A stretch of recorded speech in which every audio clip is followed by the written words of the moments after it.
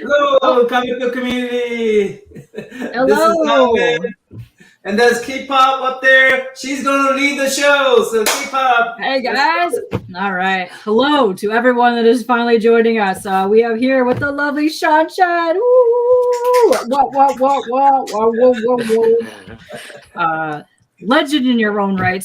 You've been in the business for a while. It has been an absolute joy getting to know you and Bernard over the years. I've had so much fun with you guys. You tell the best stories of all time, and I adore both of you. But how are you today? How are you? I'm doing fine. I mean, it's super hot here, so I'm just trying to stay cool and trying to, it becomes difficult to work because of humidity, which is kind of strange because the paper absorbs moisture and it becomes hard to draw. So they end up just doom scrolling on Instagram and stuff like that instead of working. It happens. It happens. I do that a lot, especially when I'm trying to draw. Let's see. Oh, we got a couple of people in chat. Let's say hey real quick. We got GT Key. What is up, GT Key? Comic Journey coming in. Are we starting already? Yes, we are. And he apparently knows you. Yes, you do know him. Oh, We got he does? Agu. okay. Yeah. He did CGC stuff at Baltimore, so you probably ran into him at there. Okay. Yeah. And all the way from your chat, we got World of Wildstorm. What is up, Wildstorm? How are you? Oh, is that Wildstorm? There's that, what's his name, SKG or something? That one. Yeah, Same that's guy. Okay. same guy. Yes. Very cool. Which you probably also ran into at Baltimore, by the way. Oh yeah. Yeah. What's up, Joe? Oh my God, Lorena. What's up, Lorena? And we got Frog Brawler. What's up? Yeah, we'll have people popping in and out. I've been feeling a lot of the other. There it is. CCG, the collectible card game, is what it's for. Yes. Yes, there we go. But yeah, so he's from your chat. We have that. But those are our peeps for now. We got more people popping in here. I have a feeling we're going to have a lot of the Twitch crew popping in. Awesome. I know that's going to be fun. That'll be a riot. They get really good. So, in case the people that are joining us don't know who you are, would you like to give a little introduction to yourself of who you are as an artist? I'm Sean Chen. 30 years in this crazy business. Drawing comics mostly. Started out at Valiant Comics in the very early days. I did Ryan the Future Force and Exo Man of War, Bloodshot for them. But the whole time I was there for like 4 years, I had my eye on breaking into Marvel because that was sort of like the big companies. That was my goal. So when the storyline for Heroes Return, which is, I think, if people don't know, like at one point Marvel was doing so badly that they kind of leased their characters out to Image. So Image took over and did those comics, pretty badly, I guess, for the most part. And then when they came back to Marvel, that was when I was brought on board, probably because of my time on Exo Man of War. And it was kind of like a very simple leap from the blue and gold flying armored guy to the red and gold armored flying guy. So I did that book for 3 years, and that's probably what I'm most known for is Iron Man from 1990, like mid 90s, I think. And then after that, I did some Wolverine comics, and for 2 years, and then some Avengers, some Elektra, a little bit of everything at Marvel. And then did a little bit for DC as well, some Batman Beyond and Green Lantern and Teen Titans. And then I guess that pretty much covers my time in the big two. So these days, there was a brief stint where I left comics and did advertising, mostly because it paid better and required less drawing skills. But now I'm doing my own comic called Evermind for 24/7 Comics. So it's independent, and that's the project I'm doing now. It's a lovely project. I've had the pleasure of reading it. When I had you back on for the Kickstarter when we were launching that, and I adore the art in there. I adore the story. The coloring in there is fantastic. I know they had a chance to read the PDFs as well, and they really liked it. But let me just say that really does mean a whole lot to me because I've been drawing for a long time, like I said, 30 years, and I kind of know just from the feedback, like my level of ability there. I know where I stand there, and I'm pretty confident that I can take care of that. But the writing thing is completely new. So this is my first writing, and usually that's pretty bad for a lot of people. But I spent a lot of time, worked very hard on it, and did my due diligence. And it's been like a couple of years now since that book has been in the works. So it's finally out pretty much like this week. So this is like the first time feedback's coming in. And I'm prepared for any type of feedback. And I'm prepared for the worst because it's really hard to gauge where you are. So to hear that people liked it or enjoyed it, I mean, the 3 of you said you like, not just because we're friends, but, it seems like you're being earnest about that. So that might be something that most writers would say, oh, thanks. But to me, it's a tremendous relief. So it means the world to me. So thank you very much for that. Oh, you're totally welcome. Because even your journey before Kickstarter was even launched, just seeing some of the art that you were posting on there, I was super intrigued by all like the robotic and the cyber stuff that you were doing. And I was like, what are you doing? I need to figure out what this is all about, because it is a fantastic journey. There's like so much that happens along the story. But yeah, it does kind of go all over the place. Like usually that's a red flag. Like if someone is doing a story and it seems to cover like different genres with different, like in a movie, you usually wouldn't have like robots and military and theme park and like like a strip club all in one story, because it usually means that the writer is kind of schizophrenic, or it's very typical for someone to just kind of put everything they know into a story and there's no connective thread. But I hope when you read it, you can see that there's a through line and there's a reason for all of those different locations. When I was putting them up on Instagram, I think a lot of people saw it. It's like, what the hell kind of story are you coming up with? Because it does go kind of all over the place. But trust me, when you read it, there's a through line and there's a reason for all those things being there. Yeah. Well, I'm gonna start that once we can get back to that. But I want to say real quick, one of the homies from the Twitch chat, we got Kevin P. West in the house saying, hello, Sugar Sean. What's up? Yes. Yeah, this is strange because I don't usually show my face. So this is true. Yeah. Yes.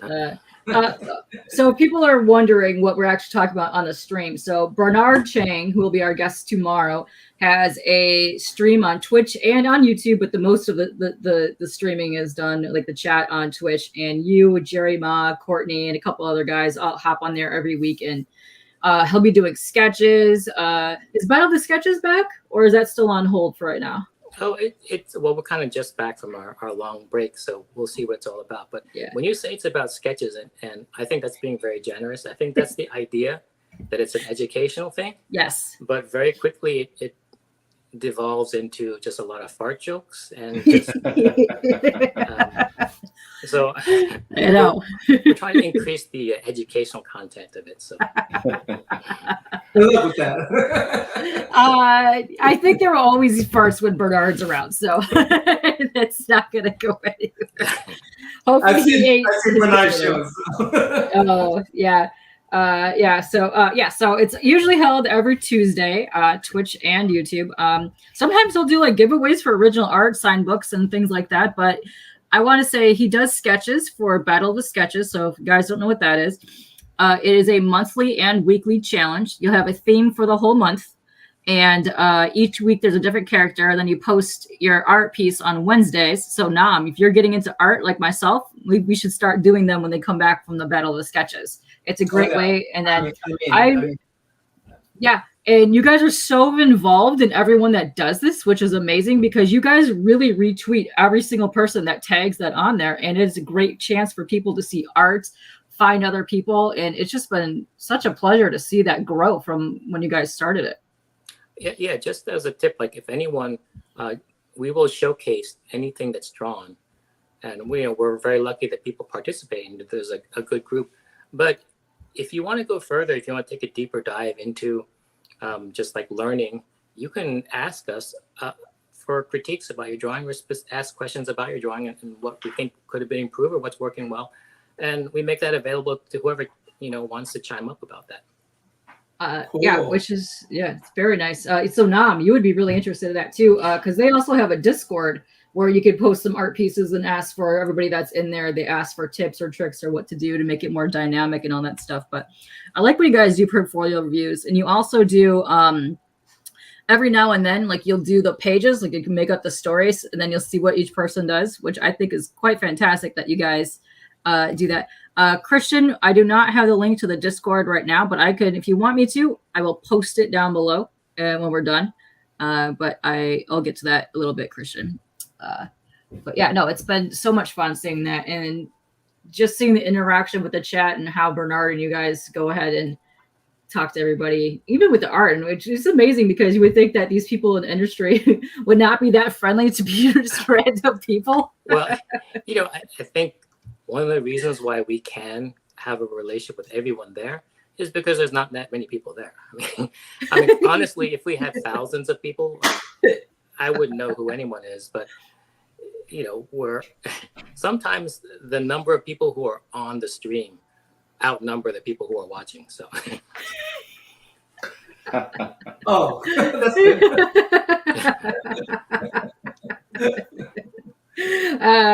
Well, there's a lot of people that are lurking in there. Will go and watch the stream back because I like that you guys have put that on YouTube now so that they're always on there. You can go and check them out. So if you look up Bernard Chang's channel, you can go and find it on there. But I'm going to drop the link to the Twitch channel right now. Then I'm going to start dropping the links to some of your stuff on the YouTube and the 247 Comics. Cool. Let me drop this in here.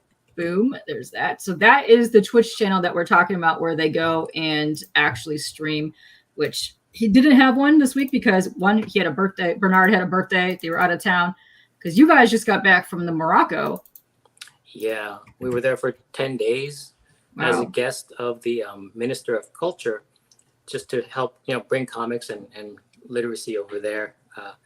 So that was a lot of fun, and it was, you know, we get the key to the city, and we get to experience a lot of the culture. Wow. And yeah, so the comics, it's one of the greatest parts. You know, the best part of comics is not how much you get paid, because you really don't get paid that much, but it's all the opportunities you get from it. Definitely. Oh, hey. Yeah, I saw the pictures of you guys coming back, and he was taking troll pictures of you on the plane.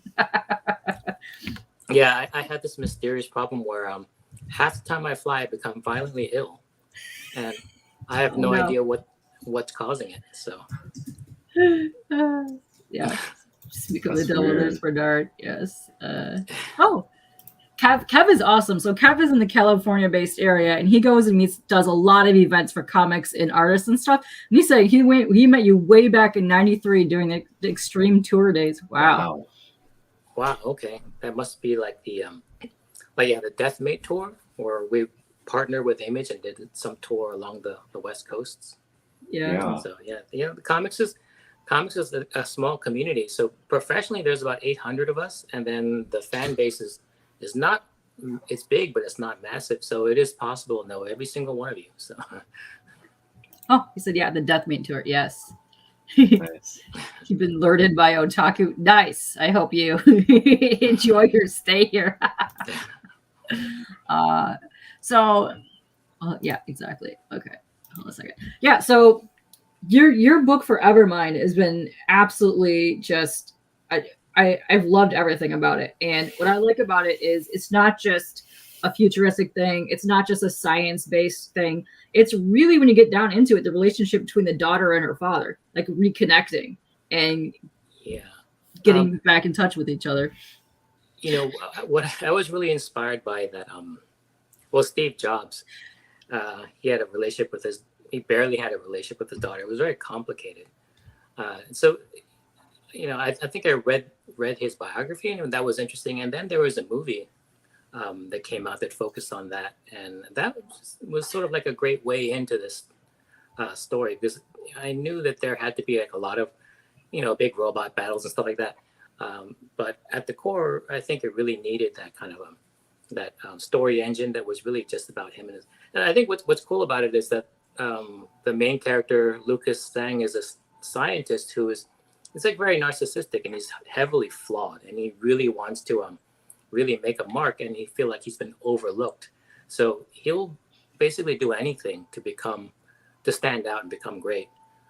So he uses his science in like very sketchy ways. His daughter it is really on the opposite end of the spectrum, because she's part of this kind of watchdog group that makes sure that science is not abused by corporations. So she's like an activist. So they end up being on completely opposite sides of the spectrum. And I guess the story is about whether they can ever get back together or have some sort of relationship when they're such polar opposites. Mm-hmm. Well, why did you choose so I know you mentioned jobs, but why did you choose the father-daughter and making them Asian American? Was there, what was the reasoning behind making them father-daughter and it's specifically an Asian American dynamic? Well, the father-daughter thing really was about the Steve Jobs things, and just I like the idea that science is the family business, but it really is kind of a meditation on the different how polarizing science can be depending on which side you're on. There's one person who's using it to leverage himself higher, and then there's the daughter. A lot of times younger girls like what's her name, Greta Thunberg, like they're very idealistic and they're very against abuses by corporation and using science to harm either people or the environment. So I thought that puts them on really at opposite ends of the science spectrum, and I thought that was interesting that way. The fact that they're Asian, it was really because my publisher Carl Choi, we began to write the story together, and then all the characters were kind of cardboard cutouts. You kind of handle them as just like empty placeholders. And then it came time to draw the book, and I asked, like, well, have you ever thought about what this person looks like? Because I have to draw him for the first time. And he says, oh, yeah, use Daniel Wu. So all of a sudden, everyone was Asian,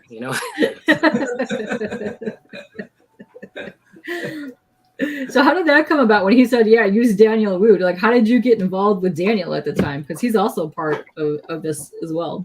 Okay, well, originally, like when I draw comics, I always try to base the characters on someone, a celebrity, because usually you can do Google searches and see that guy's face in movies lit different ways and from different angles.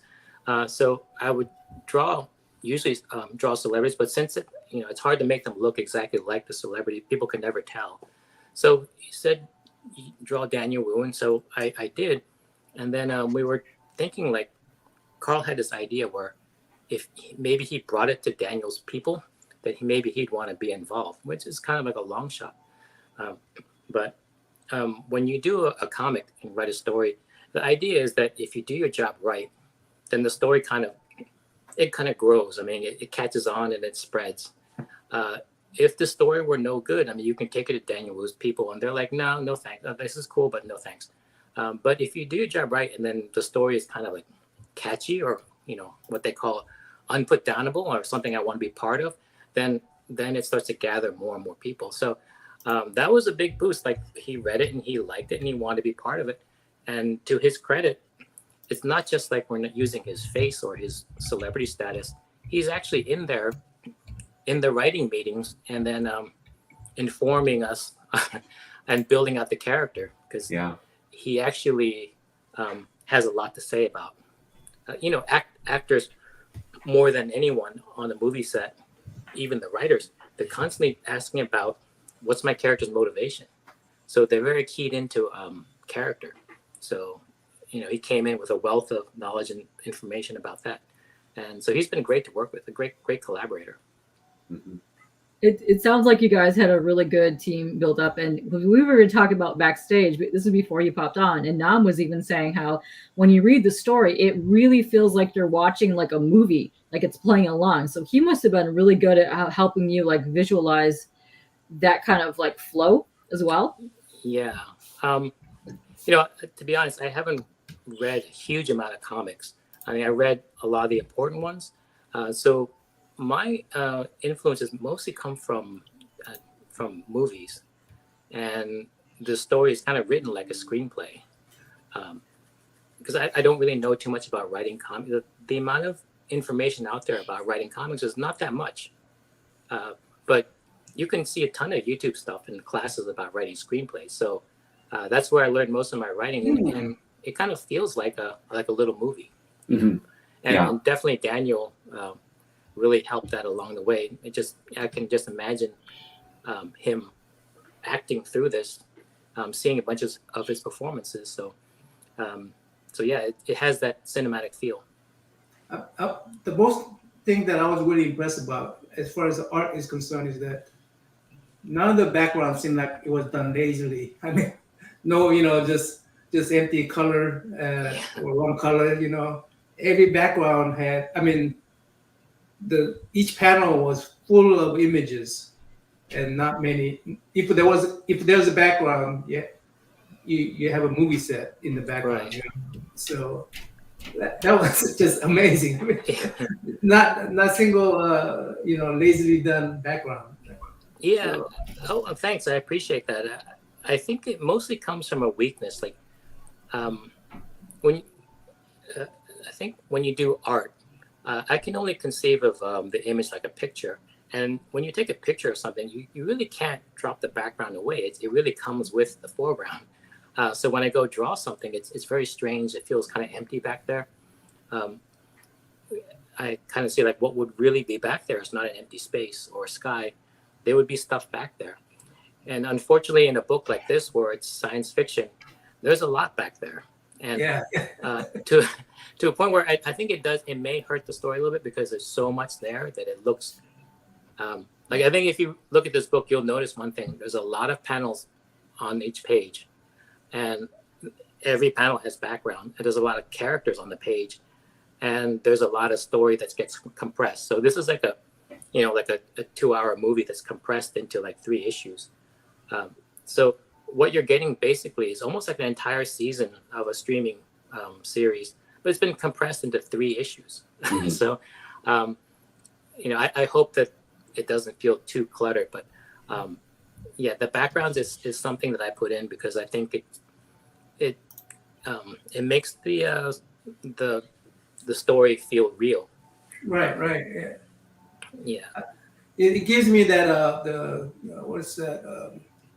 Michael Crichton. I don't know if you read him, Jurassic Park, and that type of feeling all the way through. So.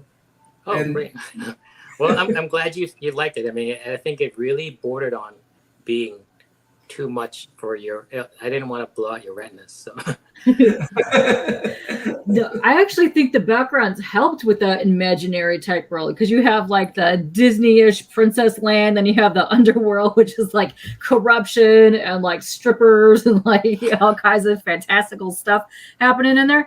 So I think it's absolutely fascinating because a lot of times when we're on here and we're talking about art and comics and stuff, the first thing that we talk about is there's no backgrounds really when you're looking at comics anymore, especially like the covers. Like that's kind of like a lost thing. So I really enjoyed the fact that you thought of the whole angle of everything, plus what was going around in either the top side or the underworld type stuff. You put it in there, but it flows nicely. So Yeah. You guys did a great job on that. Thank you. I'm glad you appreciate that because it's not easy. Like I know you can draw a figure and that's hard enough. But then the backgrounds seem to be like many times harder than the figure, but many times less important. So that's a great reason to leave it out. So I completely get when you leave it out because it's not worth the amount of time you put into it because it's so low level in terms of importance and so much harder to do. Mm-hmm. But I have trouble leaving it out because I just know that something's back there.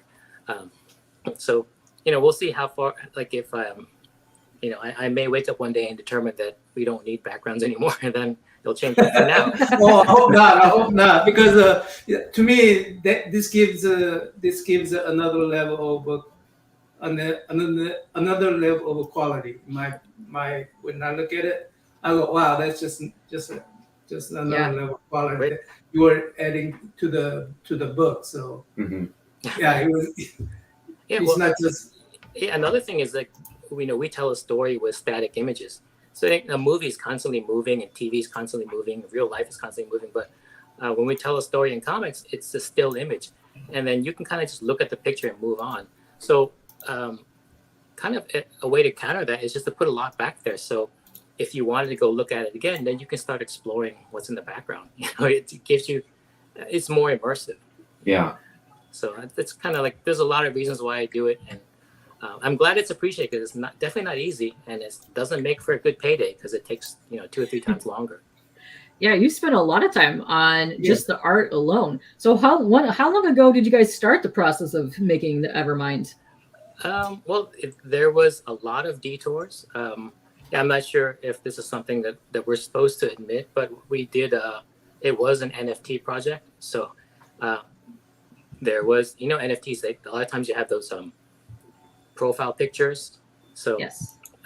so we spent like almost an entire year on that. So it wasn't really the story we were telling, but there was just building out those assets for the NFTs. So that took a long time, and designing stuff took a long time. And then also writing took forever because I was a first time writer. Carl was also my publisher, was also a co-writer in the beginning until he realized, well, this is just too hard. So um, and then I thought, well, hey, it's hard for me too. So I really had to take a real deep dive into just writing school, and it was definitely worth it because just learning the fundamentals of writing, I think, is something that is really kind of sorely missed. If you look at a lot of like the big two, they're kind of struggling now. A lot of comics are struggling because the fundamentals of the art form are kind of missing, and you do have to go in and then study it, and that takes a while.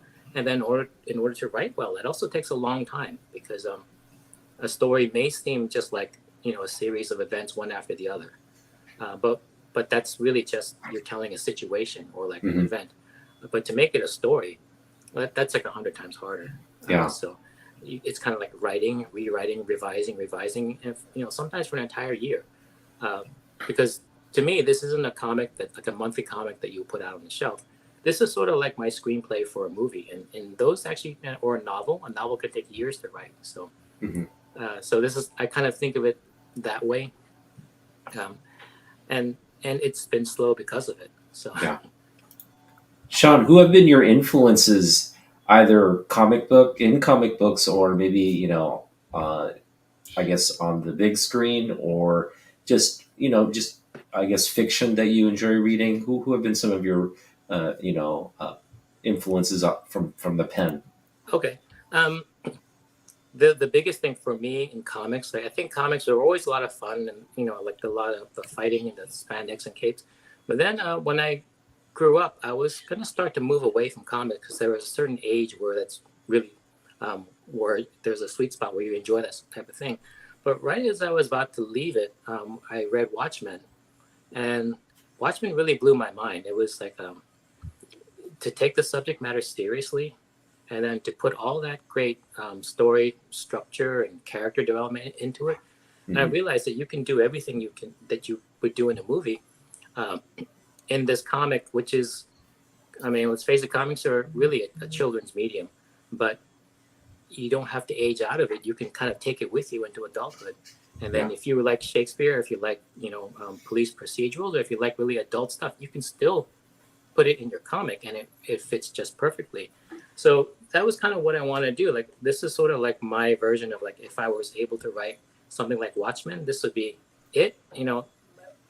That's the goal. I mean, there's no way I would achieve that, especially on my first book, but just being using that as a inspiration and a goal to try to achieve, that really fueled a lot. So as far as movies, my favorite one is Blade Runner is my favorite movie, and I used to like the Road Warrior. Really hit me hard when I was younger. Nice. So there's like a lot of that science fiction and action mixed together. I can't get enough of that stuff. To me, it's the perfect genre. So it's cool. So if you're like a younger person, there's a lot of action, and there's a lot of visual spectacle. And then also if you're like more mature and you want a more sophisticated story, like science fiction also supports that. Yeah, one thing I noticed about this project is the way technology is sort of the engine for a lot of what's happening in the book, and you show that it mirrors what we're kind of dealing with right now with the question of AI. Will it serve us, or it will we serve it? What's your sort of the message you want to send on that sort of motif of technology that runs through Evermind. Okay, so the theme or the big philosophical question in Evermind is basically like there's a technology. It's basically technology seen from many different angles. Like, the father uses it to leverage himself upward, and then the daughter is kind of like very cautious of it. So this is a case where there's a highly flawed person who is able to do something with technology. Like, he's basically able to crack the very first steps of immortality through being able to transfer your consciousness into a permanent body. So he figured out how to do that, which is pretty incredible, but never really asked whether he should do it. And if you asked him if he should do it, well, he would say yes, because I need to become famous, or I need to make my mark on humanity. So it's kind of that thing, and AI is the same way. I think that people determine that there's a way that this thing can be done. We don't really concern ourselves too much whether it should be done. The second question you ask is, can we make a lot of money from it? And then, so those are all the wrong reasons to do something. There is some technology that you should just, like Oppenheimer, there's just some technology you should just like leave alone and just say like, we can do it, and it's a good exercise, but the risks and the versus rewards. And AI can, like, AI is, I think, for the most part, a really good thing. It can be used in really bad ways, and I think a lot of it is fortunately, a lot of it's hype. So yes, I agree. So I mean, you can make more money by hyping it up. So the difference in Evermind is that this technology is actually very real, and you kind of wish it were hype, but the consequences of what they're able to do, like there's one very evil guy who's trying to be the gatekeeper of immortality, and determines who gets to live forever and who doesn't, and the power and money that can bring, and then the fame that could bring the person who invented it. And it's a very difficult. It really is like a mirror on what's going on today, and that was just kind of just by happenstance. So Awesome. That's very deep indeed. CJ asked this question. I was curious too, so I'm going to go ahead and ask this question. Do you prefer working with the movie medium or comic book medium? Do you prefer movie medium over comic book medium? Well, I love comics, and I told my publisher Carl when we came up with this story, it's not very movie friendly in a way that I think ideally in a movie you would kind of rent out a soundstage, and all the scenes can be shot within that soundstage because it's like a limited type of space. This story kind of goes all over the place. I mean, you have to build some crazy amount of sets. And I kind of knew that. Like, I would say, like, this will make a bad movie because it's just very hard to be very expensive. And I didn't really care because I love comics, and I told my publisher that if you ever bring me into a room where I have to impress like a bunch of studio executives, I'm not going to play nice, because the end product is a comic book. And I'll take their money, but I don't really care to see this in any other form. And that was in the early days. But now I'm part of 24/7 Comics, and I realize that there's this thing called funding or needing money. And that seems to be like, well, it seems like it's something that's an end game that has to be there for a lot of companies. Mm-hmm. So also, if you notice this story, there is a lot of allusions towards Disney and how corrupt this theme park is, and how they're doing very sketchy things. So I don't know how many movie studios Disney owns, but I don't think they want to tell this story. So. Too many parallels to what's going on in Absolutely. Disney. I can see. I don't mind seeing this in animation. I was just about to say that. It would look really amazing and animated because of the colors and the themes that you have in there. It would look fantastic in an animated. Wow, yeah, I never thought of that, but that does get around the whole like having to make multiple Sets. sets and everything. just trying to make the animatronic type part would be really difficult on a live action movie set. Yeah. Okay, so I want to address a couple things in chat because a couple people are asking about where to see it. So I'm going to drop this link one more time. So right now, this is a link to 247 Comics. This is where your publisher with Carl Choi is. If you click on here and you go to Comics and you click Evermind on top, you can go and do a preview of issue 1 on here. So you can see interiors, colors, everything. So this was originally, I want to say October, November when you guys did your Kickstarter.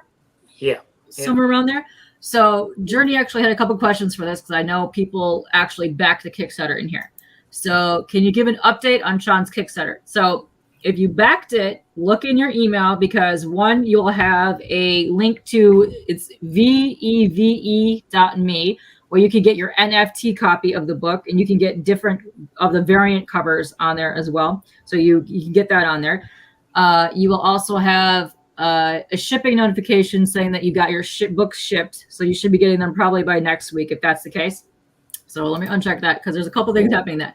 Also, if you're getting them in the mail, you guys currently have a promotion right now where you can win an original sketch from Sean if you do an unboxing video and or photos or anything, but you tag all 3 channels, which I'll get into that more later when I pull up your 247 page. But so there's a lot of things happening with the Kickstarter right now.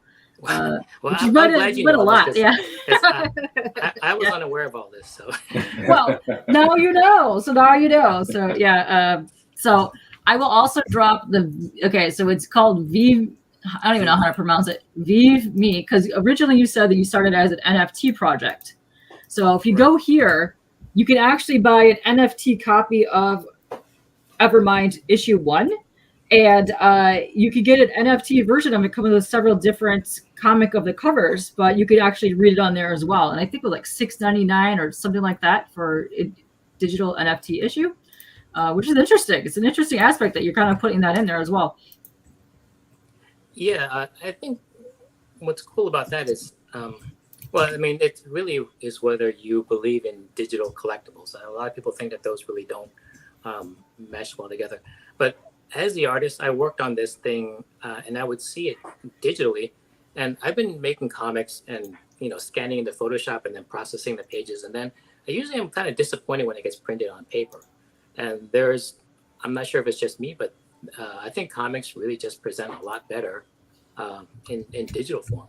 But that's just me, Yeah, especially depending on how you're printing it as well. Like if you're doing a high gloss, you're doing newsprint, like some of the coloring gets lost in that, and you can really get into how vivid colors are digitally, and I really enjoy that on some digital stuff. Mm-hmm. You know what I wish they had is how they have variant covers. I would like to see a variant issues where it's all black and white, no colors. So that was actually available on his Kickstarter. Was it? Yeah, they call it the artist edition. Good segue. Yeah, I believe. Yeah, you guys did something interesting on that too, because you guys didn't even add the word bubbles on there, and it was all just your black and white line work. So I actually picked that up myself, and that's what I'm looking for. I can't wait to see that come in because I love your line work. It's some of my favorite. Especially the way that you draw like the cyborg type things, it's gorgeous. So I can't wait. Yeah, there's something about the black and white. I can never really get used to seeing things in color because I created it in black and white, and I used to think that the colors were just not very good. But that's not the case because Tom Chu, who colored this, he's a first-rate colorist I've been working with forever. But I think one thing that happens with color is that you would get a lot of nuance in the black and white. And then when you put color over it, it kind of like gangs things together and makes it all one flat plane. So everything takes a step towards being flatter, which is not necessarily a bad thing from a storytelling standpoint because you have to be just a lot more clear. So, but yeah, the black and white looks more like real life, and then the color makes it a readable comic. Sean, so we have Bernard on tomorrow, and I know you guys have a very close and special relationship. I want to go back to when you got your start at Valiant, because when you started at Valiant, it was a very sort of revolutionary, innovative time for comic books. It was when the internet kind of was getting started.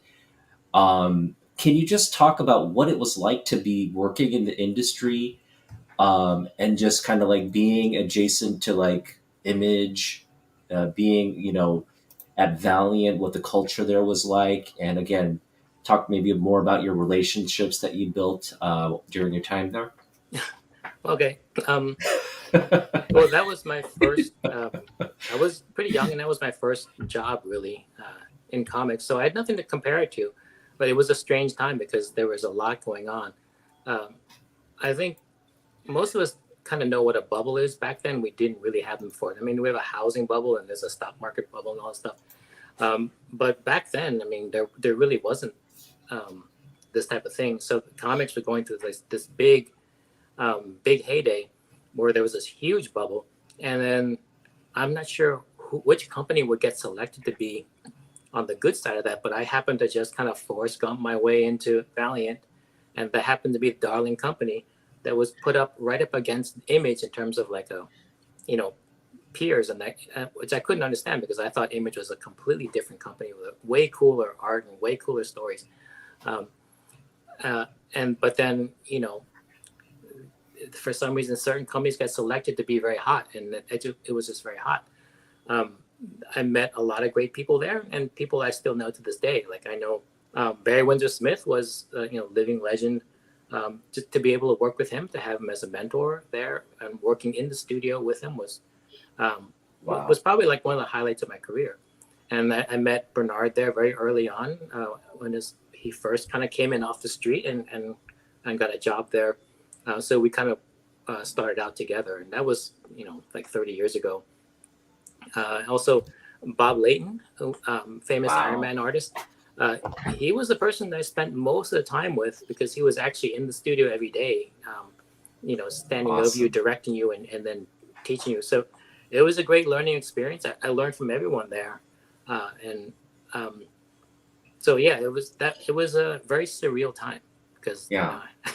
I just went from working at a grocery store into then working in a studio in comics, and not just when you start out in comics, you're supposed to start out kind of in obscurity. But my first book sold like 800 or 900,000 copies, Wow. and Barry Windsor Smith was right there, and Bob Layton was right there, and your beginnings were not supposed to be this way. And it lasted for a short amount of time because soon after that the bubble burst, and it's been a long period of just like bankruptcy. So Yeah. But you did it at the right time because that's why we call you Sugar Sean.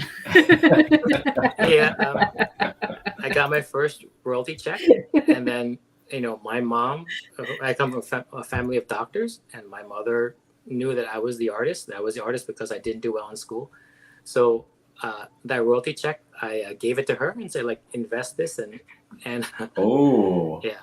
So money tends to grow if you don't mess with it, and then a couple decades later, it becomes it becomes a good amount. So I'm able to. The great thing is that it gives me the freedom to do things like Yeah. get away from Marvel and DC and strike out on an independent book and roll the dice. Yeah. That's the greatest thing about it. Wow. That's a great story. Now we talked about the Deathmate tour. Can you, because we don't have a lot of like background or I guess backstage transparency into how that project came together, but there were a lot of big names on that project. Can you talk about the level of collaboration? Because a lot of people like it was hyped up so much. Deathmate was like hyped up so much, but then kind of like as it kept going forward, it kind of it felt like there wasn't a lot of I don't know, cohesion in the project. But can you talk about the level of planning that went into it? I really wasn't that intimately involved with the plan. I had my portion to do, and that's kind of what that I saw was right in front of me. But I would see things in the background, or hear Bob Layton having conversations over the phone with Jim Lee or Rob Liefeld. I would see Bob Layton like leave the office and get on a plane, and was told that he's trying to get work out of Rob Liefeld, who's just to get him to focus. And I will see like Barry Windsor Smith, get pages back from Jim Lee that was kind of imitating his style and his thoughts about that. So a lot of these things, they're big events, and then you plan the best that you can. And there's a lot of different people involved, and then things kind of get stitched together as best as you can. I'm surprised. Like, you would think there'd be a lot more planning and a lot more synergy, but with most things like this, that there wasn't. So people turned in what they did, and then you try to make the best out of this. Kind of like it's like a big old salad in the end. Yeah. My favorite part of that Deathmate tour was the photo the guys have in the back, and Bernard's mullet. The best. That's the best. He was taking some amazing photos in the 90s. Let me tell you. Yeah, I was never really a guy who took pictures or a guy who was in pictures a lot. So a lot of my life in the past, I see through photos that Bernard has taken. So. Yeah. So if you go follow Bernard and you're looking at the pictures where you guys are flying back, you'll see you behind him. I don't even know if you've even seen those yet. You're like passed out in the seat behind him. Yeah, I was sick as a dog. So. Oh, I'm glad you're feeling better today, though, because you guys just got back from that. That's only been a couple days ago since you guys got back from that. It's been about a week, yeah. Yeah. And then trying to settle back into work. Yeah. So. Was this your first time in Morocco, or? It was my second time. So this is kind of like there's a book fair twice a year. So we went to the first one in November, and then I heard rumblings that they would have us back again.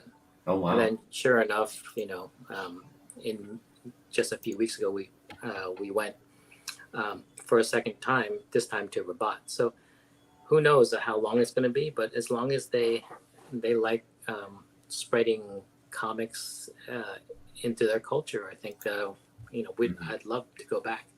Yeah. Is there are they trying to build like an industry there? Are there a lot of fans, and what's the sort of? Well, there's many reasons for it. I think the biggest thing is, I think what they know about comics and the superheroes really comes from the Marvel movies, which are just basically international phenomenon. Sure. So to be able to have some semblance, I'm sure what they really want is for Robert Downey Jr. and Chris Hemsworth to be there, but that ain't gonna happen. So they know that these stories come from comics, and the Minister of Culture is a big fan of the characters, and since there's like a book fair, it does involve reading, and they don't really put out their own comics. So in the best case scenario, it's kind of introducing a whole country to the idea of the comics as a medium. And my wish for them is that there are people who would pick up the mantle and tell their stories. Yeah. So it's a great. Ideally, that's the great thing about it. But really, I think what it is that book fairs can be boring, and then so you can amp it up by bringing over some superhero comics, because it does qualify as a book, So yeah. And bring Daniel Wu with you, There you go, movie star.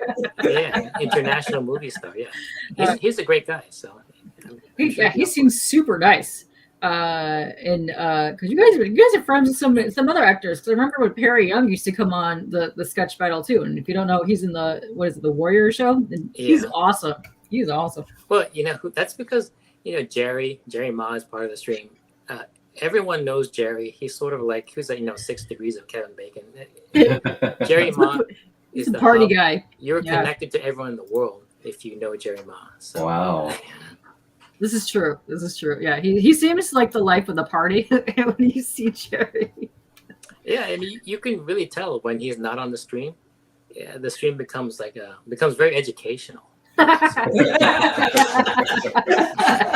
don't know if that's a good thing or bad. Man, I'm telling you, one day we're gonna have with the Battle of the Sketches needs to come back. We need to have Raquel That's got to be our theme because I'm telling you that needs to happen. Yeah, Raquel, the rat lady. The rat lady that Jerry sees all the time. That's hilarious. So we were just talking about when you went to Morocco, but Eman has a question here because I know Bernard goes to a lot of overseas cons as well. Of the international cons you've been to, which one stands out as the most memorable? Of all the internet, yeah, I don't do too many international shows. Yeah. I know, like in because of some strange history of publishing, Spain, for a while it was being fed a lot of Marvel comics. So Okay. they love their Marvel comics. I'm not sure when it was, but there was a certain period of Marvel that really went over there quite a bit, and I'm kind of like in that roster of artists that drew a lot back then. So I'm big in Spain, but in France they don't care, and then in Asia they got their own comics. Japan's got their own comics. So Spain seems to be the place we end up going to a lot because they have a strong history of Marvel in their past. Nice.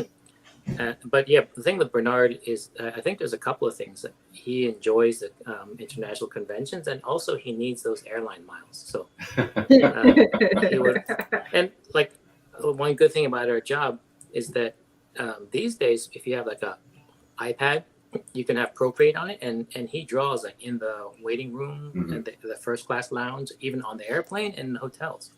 So you can actually work and not miss a beat, and you can just be working with the Eiffel Tower as your hotel view, and then so he's hardly ever at home. So yeah. The one that stands out to me the most too that he goes to is the Storm the Black one.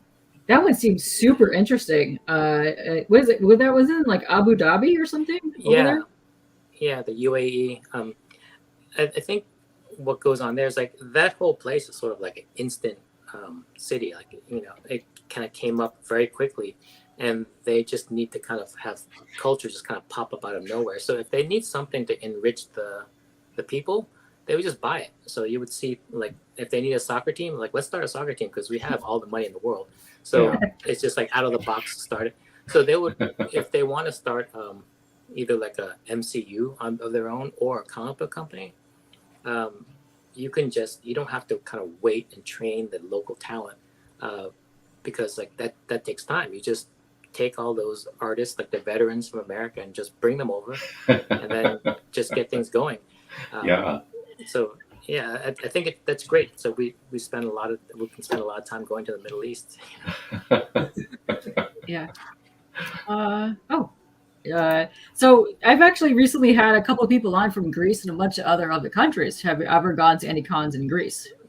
Well, I guess like you can kind of hear like when I talk about flying, like I said, like half the time I fly, I become violently ill. So I tend not to fly that much. So it's harder to get me to an international show. Right. I do most of the ones in the United States, and then a lot that are kind of within driving distance. Yeah, you got one coming up this weekend, right? It's like a little one-day type thing. Yeah, that one's actually so close. It's within walking distance. That's the Forest Hills Comic Con. So I live in Forest Hills, New York, which is the birthplace of Spider-Man, the fictional Spider-Man. And Forest Hills High School was, I guess, the high school that he went to when he was younger. I think it was given a different name, but so it's just kind of weird. But I ended up here. It's just coincidence, and then I'm doing a show at that high school. Awesome. Whoa. Nice. My dad and my parents all live in Forest Hill. So Oh, really? yeah, my There's sisters. a lot of Asians here. There's Bukharian Jewish people and a lot of Asians. Cool. Nice. So, Sean, can you talk to your Taiwanese American heritage? I know you and Bernard are you share your cultural heritage. What are some of the, I guess, what is it like to be part of your community, and how do you kind of, I guess, connect with your Taiwanese culture? Well, I do a bad job of that. I think when you have Bernard on tomorrow, you will see that he's a very good advocate and cheerleader of the Taiwanese culture. I actually never been to Taiwan. I was born here, but of course my parents. I think she was kind of like an expatriate, but she still we still spoke the language, and we all the customs and the food we still kept in touch with. And I I think I guess what you would call me is like what they call a banana, you know, yellow on the outside. Yeah, On the inside. I got like I eggs. said, Yeah. K-pop is more Asian than I am.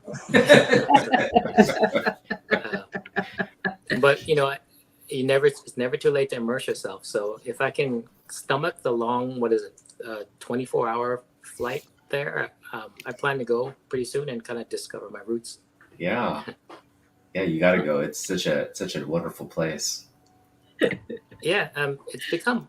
You wouldn't hear too much about it before, but for some reason, Taiwan is like it's like a big tourist destination now. It's really on the map now as a place to visit. And yep. Quite incredible. So I definitely have to check it out. I actually will pretty soon, probably as soon as a year from now. Cool. There's a couple people laughing there. I want to ask Brandon's question because this is one of the first questions that was actually asked in chat real quick. What has been your personal favorite comic or series you've worked on? That I've worked on. It's usually the last thing I worked on. I think as an artist, you're always evolving. I don't really play too much favorites in terms of storylines. For me, it's really just about the art because I'm the artist, and it's so important for me that the art looks really good. And since I'm always evolving as an artist, the last thing I did is usually the best, and it becomes very hard to look at the other stuff. But I like Batman Beyond because I like working with Dan Jurgens. I think Iron Man, just because of the opportunity there, it was probably the biggest character I got the opportunity to work on, and it was kind of my entry into Marvel. So that was probably the most important to me. But honestly, it was a chore to draw, and it's also not that fun to draw.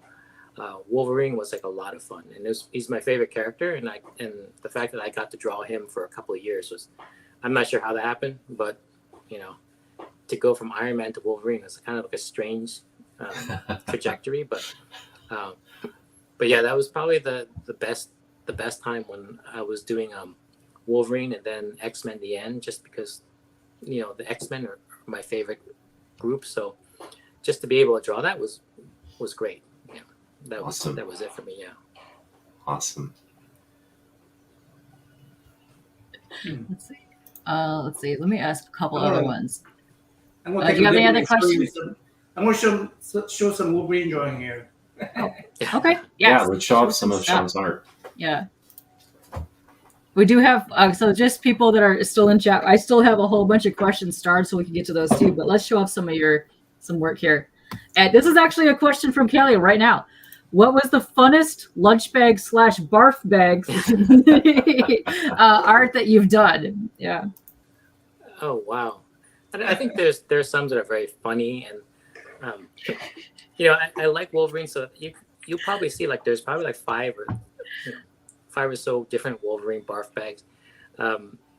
They're not the funny ones, but I think they're just a lot of fun to draw. And so these projects here are kind of I have a daughter, and she comes home with these school projects, and she needs a lot of times help on them. And so this is a school project, and usually it'd be drawn with kid stuff. But the funny thing to me is just to bring a professional artist level of ability to a child's project. In a way, it's sort of like what we're doing in comics. Comics is a kid's medium, but you work really hard to do kick-ass art in it and write sophisticated stories, but you're in a kid's medium. Another thing that I do, you'll notice on that my Instagram, is those little running figures, you turn the crank and then the figures. Oh, I love those. Yeah. So that's another child's project that I thought it'd be funny to bring a professional level of artistry to a child's project. And for some reason, I was wondering why I would do these things, and the strange thing to me, it's the same reason why we do comics. A lot of people won't admit it, but comics were made for kids. They were designed for kids. I mean, primarily, overall, they're for kids. But then we just started telling serious stories with them, and then spending way too much time on the art on them. And that's what these things are. I love to be your pen pal. Oh yeah, the running things that you do are absolutely hilarious. I love the one with the Batman with the bomb, and then you did the Tippy Hedren with the birds the other day. That was amazing. But if you guys don't know, this one, I love this one. I love this one a lot. But if you guys don't know, you guys know that the squirrel that crawls up to the bird feeder, that's the Scream mask. That's him. That's him. He created that. He did that. Yeah. Yeah, I think one thing that kind of separates me from a lot of artists is I'm primarily like I'm a maker of things. Like I just have a restless. I make a lot of things, and comics are just one of the things that I make. So I start out my Instagram just showing off my artwork, but then sooner or later, like these weird making things kind of creep in there, and I was told that you have to niche down. So I kind of kept all that stuff out of my comic book pages, out of my Instagram. But eventually it made it in there, and I found it doesn't really hurt my following. I think people actually enjoy seeing these, like the silly things that I come up with, as well as the comic book art. Yeah. Wow, I love these. That was awesome. They're so much fun, and yes, those were underoos that he was putting on in the Superman one, and I love that one. That's probably one of my That was favorite pieces hilarious. that you've done. Oh, so cool. I want to get to a couple of comments right here. So Michael is saying Sean is your favorite Iron Man artist. Wow, that's awesome. Oh, thanks. Cool. Look at that. Look at that. I love that. That's fun. And you recently got a figure based off your Iron Man last year, right? They released that finally. Yeah, I never thought I'd see that because, I mean, if you work for Marvel, there's so many different artists that have gone through the character. I mean, it's the same character from mid-30s, but then so many different artists work on it. And I was just one of many. And I was pretty sure I was not going to be one that had a seminal run on Iron Man. Like, even though I did 3 years on that title, you know, there's always Bob Layton and there's like, you know, all these great artists that came before me. And then when I saw that, I was like, this doesn't make sense because why are they highlighting you know, my run? Because it was kind of like a little blip in the whole Marvel timeline, the Iron Man timeline. So it was great to see. You know, I'm glad that enough time goes by and people look back fondly on these things. So it is amazing.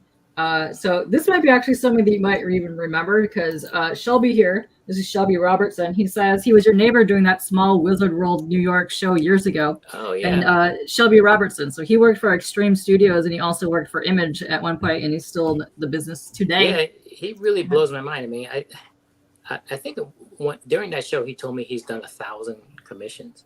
And I'm like, wow, I don't think I've done 1,000 drawings in my life. So that guy is prolific as hell, and they're like really great. So and then like that was a long time ago. So I kind of like wonder how many drawings he has under his belt by now and how great it must be. So. Thousands of them, and I'd say 80% of them are the ASM 300 homage. Interesting. Sean, did Sean show you how he does sketch cover? It's a trip, the pencil transfer thing. Would you like to elaborate on that?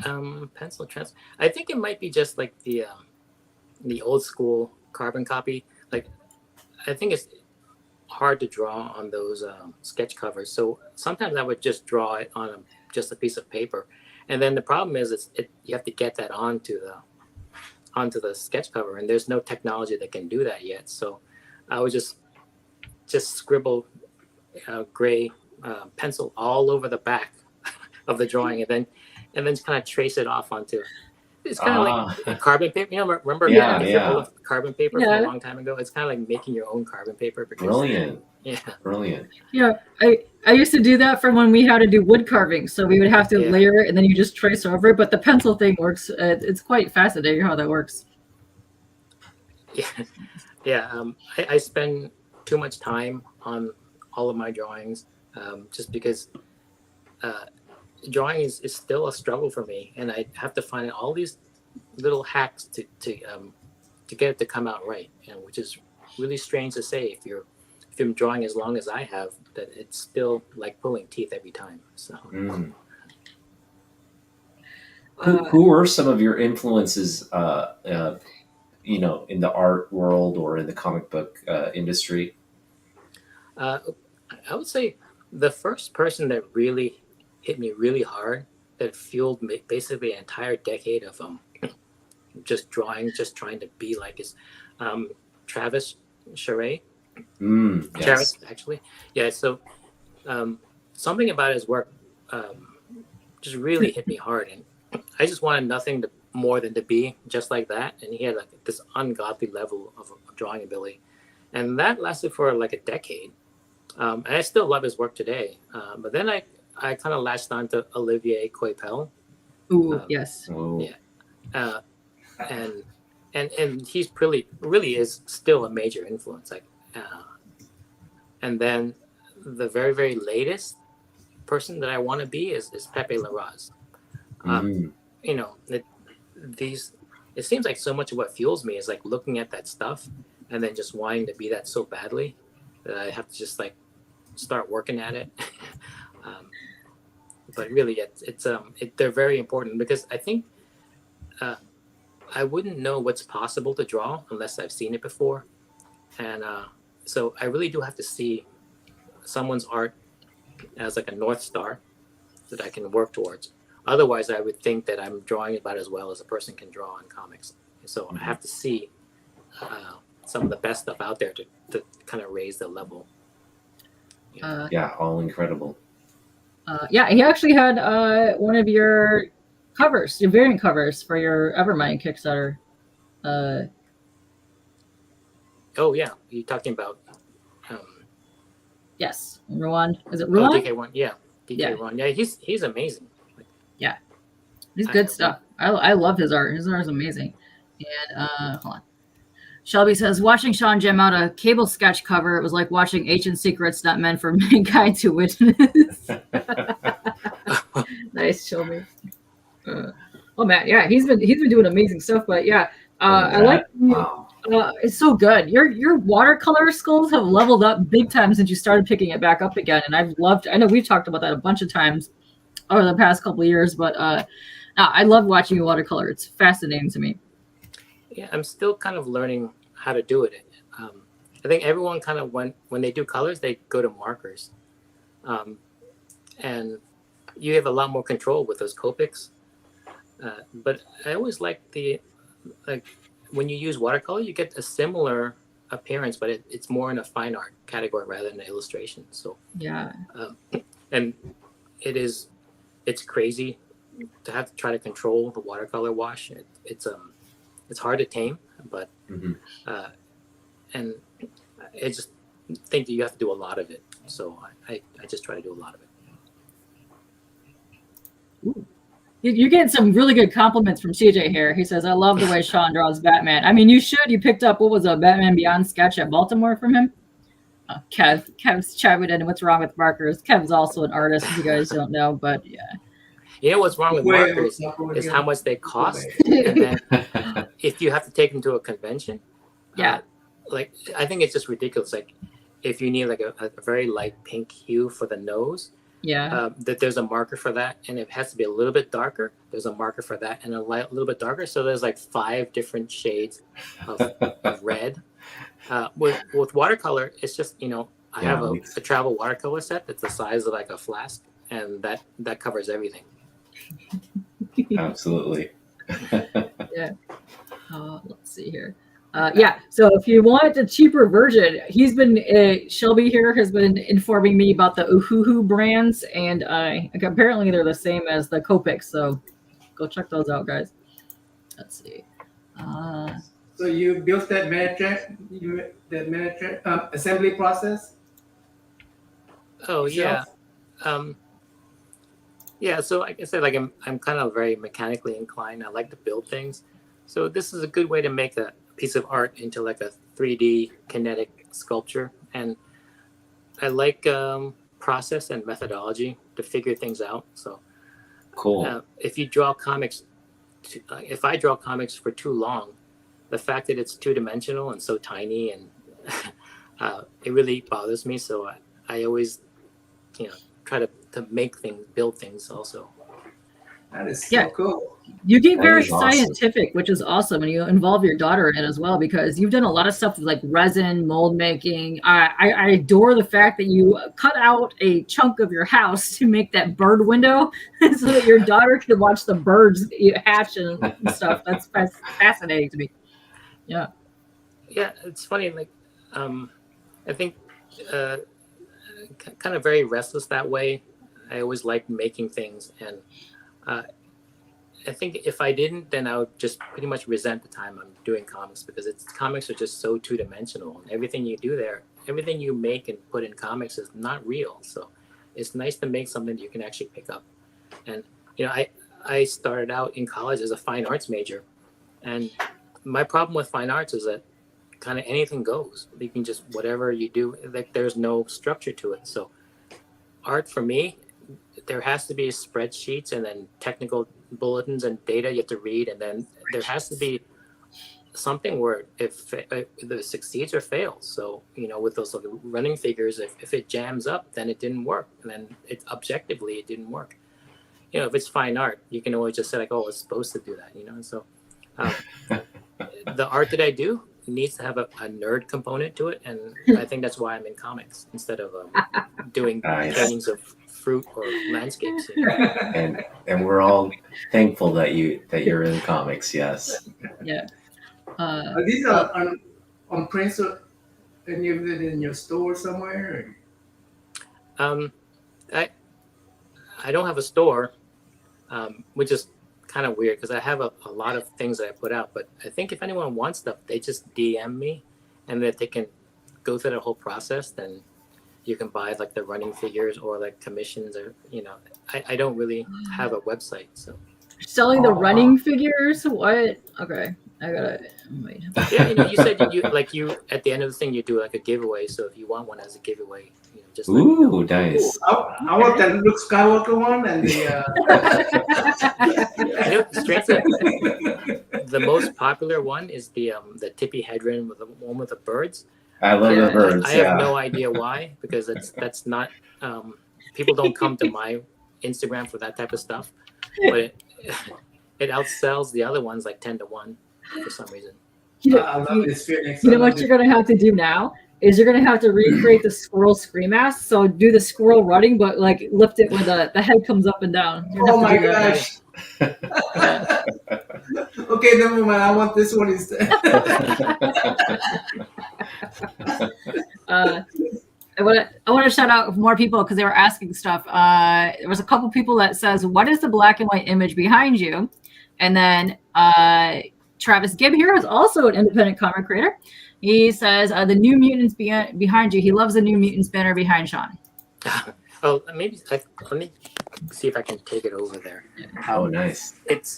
So I do a lot of construction, and there's a big hole in my wall. So they put up a construction. I think it's just paper. So I drew on it. So that's Danny Moonstar and Demon Bear. Oh wow! But it's just drawn. It's just covering up the yeah. covering up the hole in the wall. I love it. Yeah. Okay. Figure drawing is saying he sees a million craft artworks that are exquisitely amazing, not cost a lot of money. Yeah, I know. They look super high quality and look like they're worth like a ton of money, but they're just so much fun to just like tinker with. What is he referring to exactly? Like the craft things, like the running things. Yeah. Yeah. Luckily, once you get the template, you can make all sorts of different. Just swap out the characters. Wildstar says you can barely see the hole, but there you go, Wild. Yeah, every time there's a live stream, I have to roll it down because it rolls up and covers up a lot of utility back there, like a utility room. It just looks really ugly, so I unravel it. It looks great. It looks great. From here, it just looks like a wall scroll. So it looks fantastic. I thought it was one of those things. You know how you're familiar with Kim Jong-gi? Oh yeah. I thought it might be just drawing on your walls. put the paper up and start drawing. You know. Yeah, you know what it is? It's that Tyvek house wrap. So it's construction paper that's used in making part of making a house. It's waterproof. So it was up there covering a hole, and then I just thought it'd be cool to draw on it, and you know, it's just been there for so long. I just kind of don't even see it anymore. It's 40. Yeah. Let's see. This is another good question. What is your favorite medium to work with? Clearly, you have a ton of different mediums that you work in. I'd have to say that the ink part of comics, like when you draw a traditional comic, it's figuring out the layout, and then you pencil it, and then you ink it, and then the black and white, I think leaving it at that stage, I think is where I find the most gratifying thing. Anything else that I do where it involves color, like either computer coloring or watercolor, those are usually for commissions or for art that people buy as original art. Mm-hmm. So those are more like novelty things, or just because I think on Instagram, if you look through my Instagram, there's a lot of black and white, and I think that turns a lot of people off. So the color just helps with the follower count. So I feel an obligation to paint a little bit, but that's not part of what I do work-wise. It's just basically I do learn a lot from it, and it's a good experience to do. But my primary work is black and white ink work. Wonderful. Sean, can you tell us what's upcoming in terms of your, I guess, public engagements or just personal projects? Okay. I don't do much these days other than I have to finish the second half of Evermind. So like if you guys have the book, it's the Kickstarter for 3 issues. That's half the story. So the second half I'm working on now, very slowly, just because if you don't give an artist a deadline, they kind of work very slowly. So I gotta do that, and then I pick up projects here or there, cover gigs. In terms of like there's not much in terms of like appearances and stuff. I kind of stick close to home and do conventions when if they're kind of local or if they come up. But I think I primarily am available through the Bernard's Twitch. You can see my work on Instagram and then speak to me through Twitch. So here, let me drop the link for that again. On your, I missed your Kickstarter. I'm just regretting that I missed your Kickstarter, and I would love to have that artist edition. Is there any way for anyone to get that artist edition?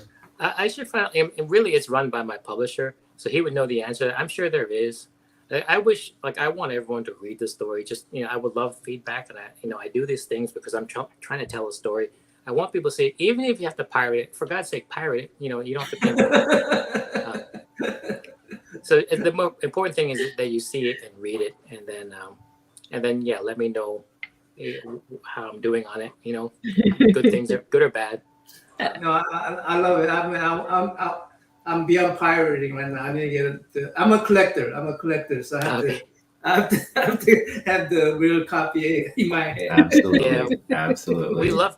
I never really understood collectors. I don't collect anything, and I never understood someone who did collect. And comics are so fragile. I didn't understand. But then now that I'm in the business side, the publishing side, we love collectors because who's gonna spend $25 on a comic?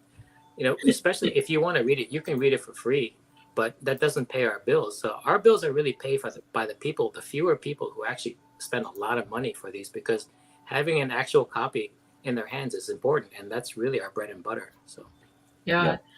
I know Carl and the guys at the 247 have been going around to a bunch of cons. Are you guys going to be meeting up for another con coming up? I guess he will let me know if I'm required to be somewhere.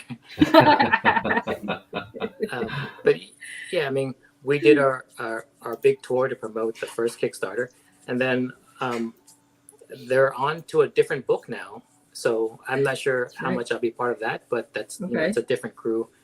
That book is called Zero Ghosts, and that Kickstarter will be coming out soon. So Cool. keep an eye on that. So, but if there is something that involves me, he'll let me know. And then I go to LA a lot for those shows, and San Diego possibly, and Baltimore. So Yeah. we'll see. You know.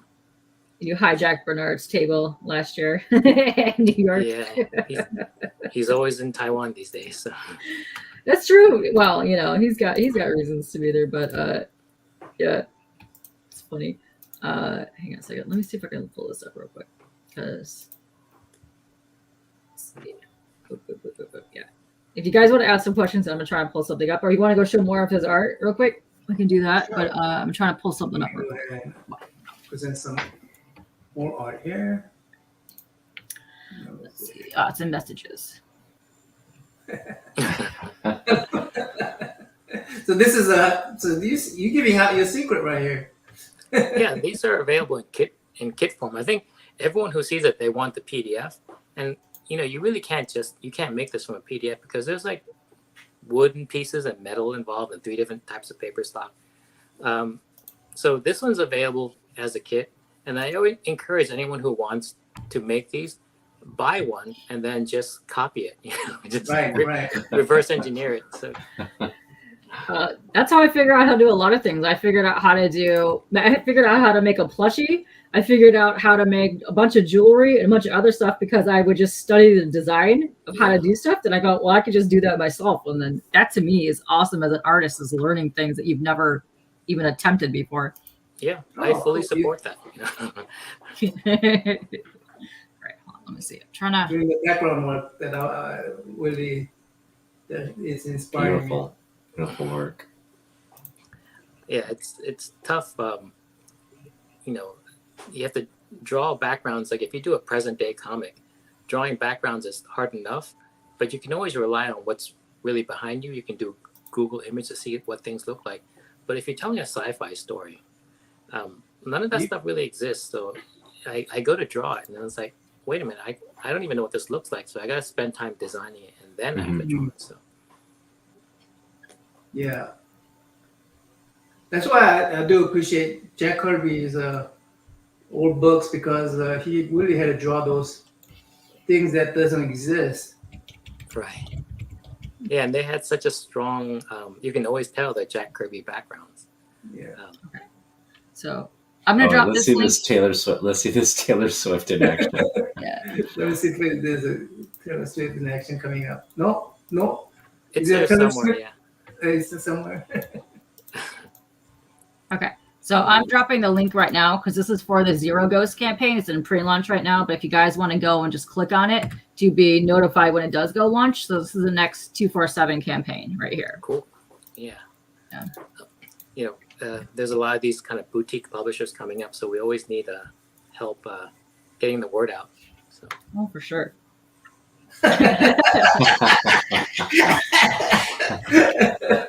You saw it here. And those of you who's gonna complain about this, link down there. Way down after you read everything.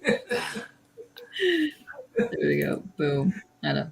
It's awesome. I love that. Yeah, I'm not sure how well that one will age. I mean, it was a certain time and place, but you know, the cool thing about like doing these things, like if this were coming out from like a corporation, there's like a run time, there's a setup time, and there's actually a distribution time. But for me, like I would see something, getting an idea, and then within one day I can have a working thing that I can show on Instagram. Wow. I actually put it out for sale within a few days.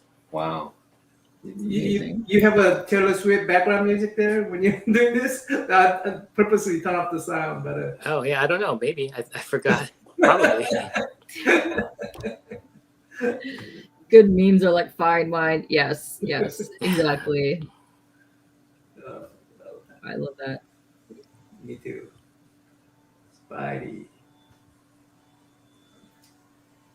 Man, again, I love to be your pen pal. Imagine getting one of those in your mailbox, man.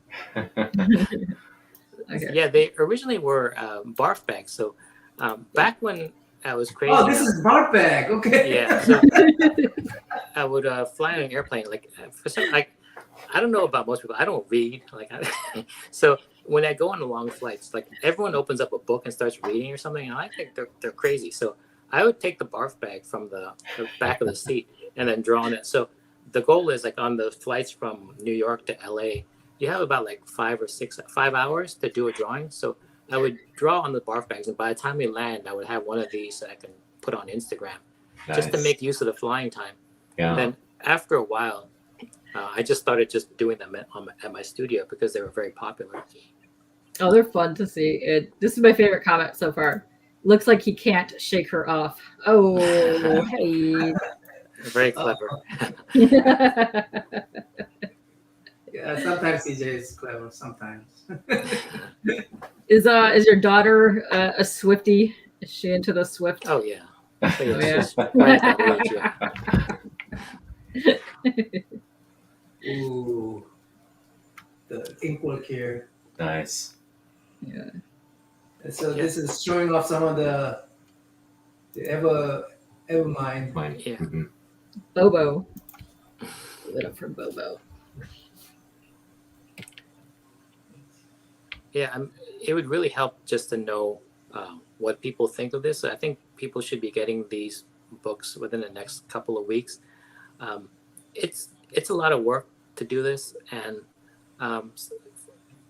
the hard thing about doing the first 3 issues is that I have no idea if when we put it on Kickstarter whether it's going to sell at all. And That's true. It's a lot of investment in time and effort, and it felt very bad that I just don't know if it's going to go over that well, and I don't know if there's a big old waste of time. So, doing the next 3 issues, the first 3 issues will be out. So that's if people are liking it, that will give me a reason to continue, to get up every day and actually fight the good fight and draw those crazy backgrounds.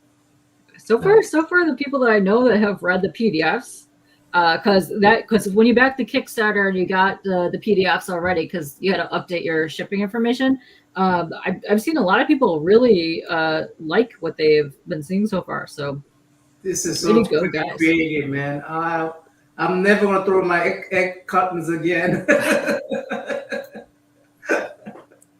Oh Yeah, God, that's awesome. Yeah. Look at that.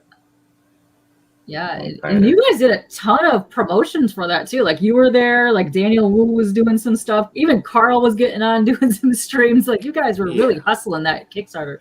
Yeah, I'm not really a forward-facing guy. I don't really show my face that often.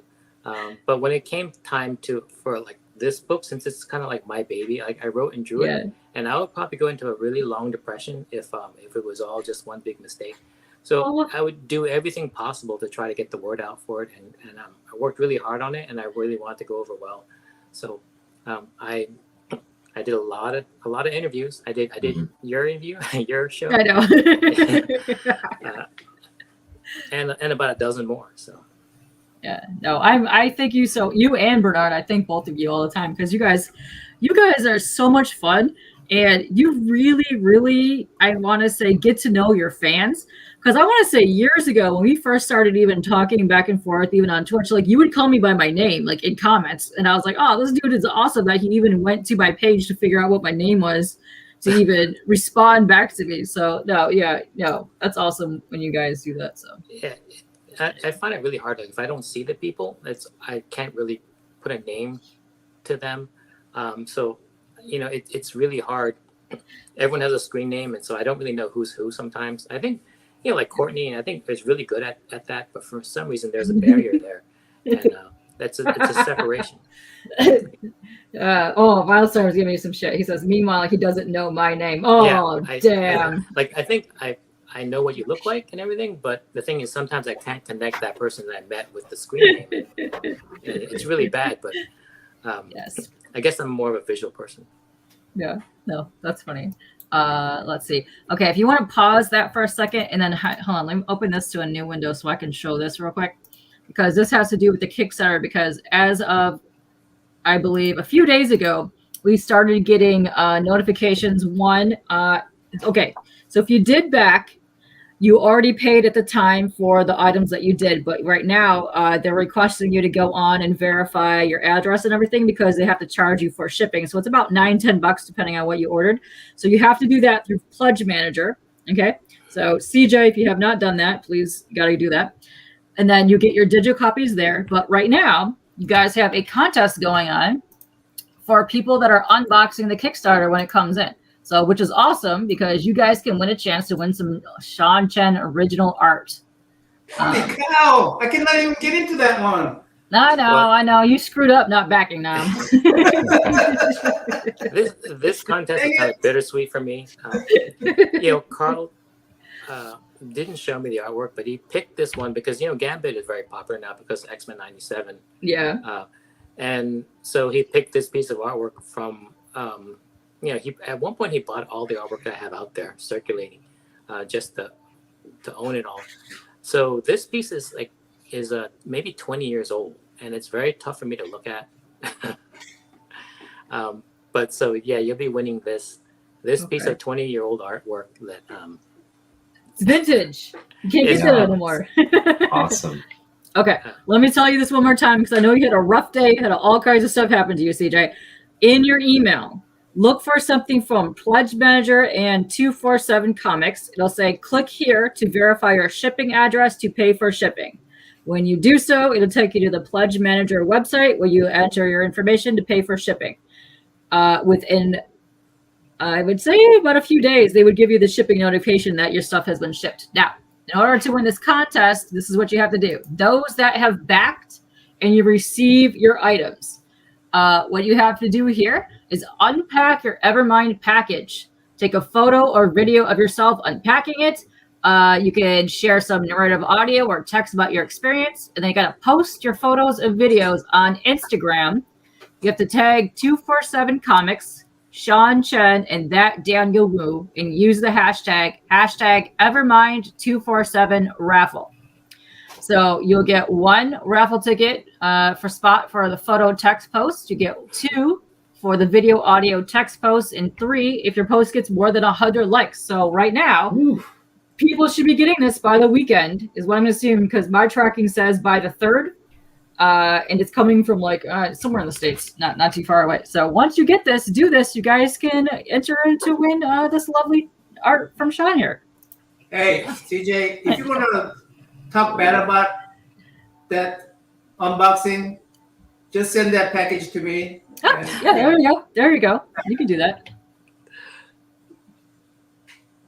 Oh, you're not going to be here? Oh, no. You mean tonight? Yes. Oh, yeah, we can get you to 100 likes, CJ. That's right. We can. We have lots of people in our Insomniac chat. But, you are always a pleasure to chat with, and you are welcome back anytime, whenever you want to come back. So next time, Eman, you can hop on and chat with him here. Yes. But yeah, so if you guys want to do this, don't forget to enter. And when you get your Kickstarter, don't forget to do all of this stuff here. But this is also, let me actually link this page here because this is, where to go? This is on the 247 comic site. So let me, the Instagram. So let me paste this into here. I would imagine what would happen is people will get their package and then just open it up and then realize that they forgot to record it. So they was kind of have to repackage it and then Hey, I've done that before. I've done that before on unboxing streams where I had the creator on. But it's a good thing though that they said either video or photos. So if that happens, just take the photos of you box. I do a lot of unboxing, so I'm really careful about unboxing so that I could redo the unboxing again, so I don't destroy the boxes. Yeah.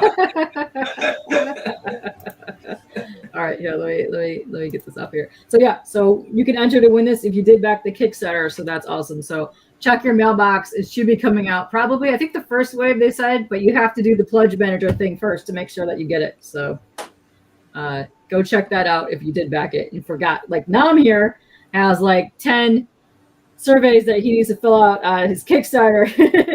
you need to do that to get your stuff. So yeah, don't forget to do that. Let's see. So are you guys going to be getting back to the Tuesday stream next week? Because I know this week was a little too much rushed. Yeah. It's all up to Bernard. Sometimes I don't really know until right up until time we're supposed to stream that is not Okay. happening. But yeah, it's a lot on Bernard. He's very busy. I mean, he's on a regular monthly Marvel book, and Oh, he's traveling all over yeah. the world. So, and it's typical for a lot of these people on streams to like take the summer off, Yeah. and none of us want to do it. So you can see how he makes a real effort. Like we were in Morocco, and then I get a text from him. It was like, "Hey, do you want to stream today? It's Tuesday." And I think because of the 6-hour time difference, we would be streaming at 3 a.m. And then I told him like it's going to be 3 a.m. in the morning, and he's like, "Oh yeah, it's not going to happen." You can see like we are dedicated to it. So. Oh yeah, you guys pretty much, I would say almost every Tuesday you guys are in there. And I saw in the Discord, he was like, "Oh, we forgot a Tuesday. Let's try a Wednesday stream." So yeah, hopefully you guys can figure that out. Hopefully you guys come back next week. But I like hanging there. Even sometimes if I don't post, I'm always lurking. So it's a Were you able to answer all the Star questions, or ask? no. We actually have a couple more. So let me go do that real quick. Let's see. Okay, good one from Eman. He can't make it tonight, but he's popping in some questions. In one of your Instagram posts, the Iron Man, you mentioned you like drawing flesh versus metal because it's something you understand very well. Can you elaborate? Did you study the human body? I think drawing the man-made objects like the armor is probably easier because it does follow like rules of structure. The human body is so organic; it's much more difficult. But that's really where the fun is, because I think people just like to see people and faces and flesh. If you draw armor, it's easier, but you're really just drawing like a car. You really can't get really that emotionally invested into it. So I like drawing people. I think when people are attracted to the opposite sex or whatever, it's not because of their, it's because of their body, their faces and the hair and everything.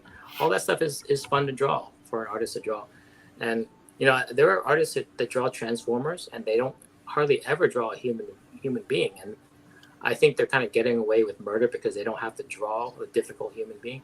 But I can't imagine doing that. It is a chore to draw the robots in Evermind, just because it's such a mechanical thing, and that nuance and the expression on the faces and even when I draw the robots, a lot of them are very humanistic robots. Yeah.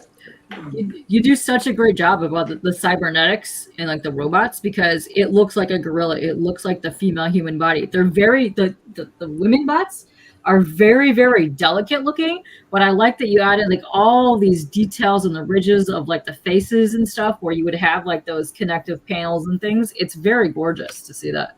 Oh, thanks. Yeah, I think they all start out, the female robots is just like drawing a female, but instead of putting like flesh and clothes on them, you just start segmenting them up and putting like bolts and stuff. So yeah, I mean, I don't really know if that would work in real life, because I think we've seen a lot of like the Boston Dynamics robots that those are scary. Very stiff and very scary. So I do get to cheat it a lot. So yeah, it's incredible what those robots can do. Do you find the drawing patterns of repetitions pattern? I mean, you find those pre-repetitions, I guess. You mean like the figures or the? I'm like when things are repeating, things. Oh yeah. Yeah. I mean, that's one of the hardest things about comics. I think anyone that can draw like one image, you can make it, anything goes. Because you can kind of make it up as you go along, and you make it look as good as you can in that one position. But in comics, you have to draw it again from another angle, and you draw it over and over again, sometimes like 7 times on one page, the same figure. And that becomes a chore, because it's not so much artistic, it's more of like it's like a checklist things, like, did I remember that he has 3 pouches on the left side? Yes, I did. Is the gun in the right hand? And that stuff is not the fun part of art, but the fact that you can tell a story with your artwork, that makes it all worth it. So yeah, the repetition it does kind of bog you down, and the fact that when you do a comic, it comes out like every month. You can be drawing the same type of artwork for over and over again, and if it weren't for the fact that you get paid money for it, I think most of us wouldn't be doing that, because as artists, we just move on to drawing something different and more fun. Did you think of this yourself? The this running figure thing. Yeah, the Alfred Hitchcock movie. Yeah. Well, okay. Bird, So right? in these running figures, there is a certain constraint. You can't do every running figure because it moves the feet, but it doesn't move the hands. So any pop culture figure that runs where the hands are occupied, I can do. Which is why you don't see a Forrest Gump one, because the hands, I don't know how to stabilize the hands. So this one worked because her feet move and her hands are occupied, and then I found a way to make these birds go up and down. Yeah, that's what I'm talking about. Is the bird going up and down? Yeah. So it's with the mechanism. It's easy for something to go up and down behind them. And so that means there's very few characters that you can do. So this one actually fits perfectly. It's a very obscure character, but I did it because it kind of fit what the mechanism allows. And I really can't account for how popular it is, because everyone seems to like it, even though I can't imagine that many people even know who she is, because this movie's so old, and the people who come to my Instagram, Oh my God! You Gotta giving know me the birds. you giving me a new hobby now.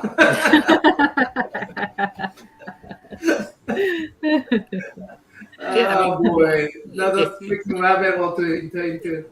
If you're an artist, comic book artist on Instagram, you have a lot of competition out there. Everyone kind of does the same thing. You take the commissions and the pages you do, and you put them on your Instagram and just show a gallery. It ends up being the same type of stuff. So in order to separate myself from the pack, I put other things up there, and it does help kind of differentiate yourself from a lot of super talented artists. Yeah. It's also super funny too. No, these are great. This takes some ingenuity, in my view. So you kind of remind me of Leonardo da Vinci. Yeah, I have always would make my own toys and stuff. So like I said, for me, the art has to involve like a serious nerd component, where there has to be some like math involved and mechanisms. And I wouldn't be happy just being a guy who just draws portraits or landscapes. Right. I actually love these. They're awesome. They're great. Let's see. While you're showing off more art, I got a couple more questions in chat. Just to let you know, I get this message on my screen that says that my battery is running low. So if I disappear all of a sudden, it's not because I hate you guys. It's just because my oh, boo! No, you're fine. We're almost coming up to the 2-hour mark anyway, so you're just so much fun to talk to you. But yeah, so well, hey, and kudos to your internet for not crashing. What? Hey. Yeah, I mean that's a first actually. This one usually I get the robot voice, or it doesn't work at all. So. I know. I feel bad sometimes where you're in Bernard's stream and you're like, yeah, and you get to leave. It's amazing. But here, hold on to this page right here. So this is the bot Genesis. Spoiler. But see what I'm talking about? How delicate it is for a mech/body, but it still looks like it's got the female features, but it's so lovely. The designs that you did for this. Did you do a lot of bot designs for these characters before you finally got to the one that you wanted to use? I guess so. I mean, it kind of designed itself. I mean, the silhouette is pure female. It's idealized female figure. And then just the places where it's open is sort of like the metal parts are a bikini, and then the exposed parts are with all the wires. You just kind of put there to make it feel kind of eerie, and kind of place them where, like you don't, like all the erogenous zones, you want to make it look like flesh, and all the parts that don't matter, the interstitial parts, you just make those mechanical. And it's based really inspired by that Hajime Sorayama, the guy who does those Japanese robot females. So it's kind of heavily influenced by that. Oh, lovely. It's lovely because it still has a modern take on it too. It doesn't feel like the old style of like you see like the cyborgy type bots. I like that. It's very feminine, very modern, and you did a great job on that. Also, it works for the underworld with the stripper. Yeah, that's the weird thing. Like I think one of the things in this story is that this futuristic Disneyland needed to make more money. They have these robots that play the princesses above ground in the theme park, but after hours they work around the clock. They just go downstairs and they would have a strip club down there. So the same princesses, and it's just so wrong. Like when we came up with that idea, it's like, we gotta do that because it's just so wrong. Because like mistakes are gonna happen, and then like one of those princesses above ground are gonna start twerking in front of the kids. And something. It's a very perverted, and I like it. Yeah. Ooh, yeah. See, he wants a statue of it. That would be awesome. Maybe get a branch out to a toy line eventually. Yeah. Or, we were thinking like if this goes over really well, it'd be like a real landmark to see the first cosplay, like someone like cosplaying. Oh my God. I would be honored because then I would feel like I really created like a character, like instead of something just that's my own story, that's in my head or in my sketchbook. It actually went out there and someone took the time to cosplay it. That would be like really, like a watermark for success, right? Like a landmark for success. Yeah. I would like you to figure out how to have that gorilla, Yes. and have a running figure of gorilla. Bobo. Bobo, his daughter on the back. Yeah, That would be cute. Another cool idea is that robot plays sort of like their Mickey Mouse, like this big dumb gorilla above ground as a fun character. But then down below, they take the costume off them and they do like battle bots. Yeah, so, there's all kinds of stuff happening in the underworld. But so if you guys like, okay, so you know what the underworld / the Disney princess thing reminds me of in Final Fantasy VII when they get to that casino town and like all the shenanigans is happening. But I adore like the lights and stuff that's happening. But it gives me those kind of feels. I have to check that out. Yeah, I'm not up on Final Fantasy, but. Yeah, it was from the 90s, but they just did the remakes for it, like right now. But if you go in it gives me those like, oh, everything's great, it's lovely, like, and then there's all kinds of horrible stuff, and you get thrown in prison at one point. But yeah, it's awesome. Yeah, let's see. Yes, you can. Obviously, you can. You should keep those to yourself. Oh, he's saying Robo Lady gives him 2080 vibes.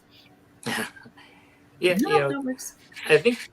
One of the things about this story is that everyone says it reminds them of something, but everything that it reminds them of is different for each person. So yeah. I think it was important to me that this is like an original story, because sometimes you see a story and it's like, oh, this is pure, Westworld. It's just a bad copy of Westworld. People say this is like Westworld, but they also say it's like a dozen other things. So the fact that you can't pin it down to one thing, that does make me feel good, is that it's like a lot of things, but not. Yeah, I don't think I could pin it down to one thing. I pin it down to the Westworld, the Jurassic Park. Yes. I read a book called The Other Land. I mean, the real, what was that? That Real Player One. Oh, I mean, yeah. And Matrix. I mean, just a whole bunch of different things, involves the technology and how technology can be used for evil and stuff. I mean, it has just tons and tons of genre and tons of different themes in there. So I don't think people can narrow it down to one thing. Yeah, but it's its own unique thing too, which is awesome because it does remind you of those kind of elements, but it is so unique that there's so much happening in the story that it's all just your story. So it shines that way, and I like that. And I like that it has like the family aspect to it. It has like the is this right or is this wrong thing? Is this like, science, technology? It's got war stuff happening. It's got a lot of stuff happening, but it's got a lot of awesome things in it that are really good. And it's really good to see the relationship between the father and the daughter evolve from like how they first start to like where it ends in chapter 3. It's so much cool. It's really cool to see that. So it's a lot of sacrifice happening in here as well, which is awesome. Yeah, I love that father has no thoughts about transferring himself into. Oh. Yeah, I knew that was going to happen, but Poor Sean. Well, we're coming up to the 2-hour mark anyways, but let me make sure I dropped all the links in chat. And there's a couple of questions left in there, but he pretty much answered all of these in here. So we should have probably stopped it a little earlier. I'm glad that he lasted as long as he did, because he normally ends up with his internet. Let's virtually thank Sean for his time. It was a great interview, and we loved having him on. Hopefully we'll get him on again at some point. He's super nice. I love his work. Okay, so if you guys are in the Forest Hill area, I believe it's June 2nd. He will be at the Forest Hill High School Comic-Con. It's just a half-a-day event, so go check it out for there. If you did back the Kickstarter and you get it in the mail, make sure you go and do the giveaway thing so you can win his original art. Tuesdays, follow the Bernard Chang Twitch stream. It's also on YouTube, but if you want to win anything or you really get involved in the chat is on Twitch. Go. It's a lovely chat. That's why I met half the people in this thing already. Let's see, for Sean. And check that out. Tomorrow. Holy crap. Doubleheader tomorrow. What is it? 6 p.m. Pacific time? John Jang. And then coming up at 8 p.m. Pacific time, we have Bernard Chang. So we have the Jang Chang Gang stream. Let's go. What? And then 31st, all these giveaways, duck race. Yes. Remember that. We still have to figure out a time that we're actually going live for that. But we're going to talk about this right after this, guys. Oh, perfect. All right. So yes, come watch us on the 31st. Come watch us both times tomorrow. And boom. Yeah, amazing. Thanks, right. Chad. Thank you, Chad. In streaming.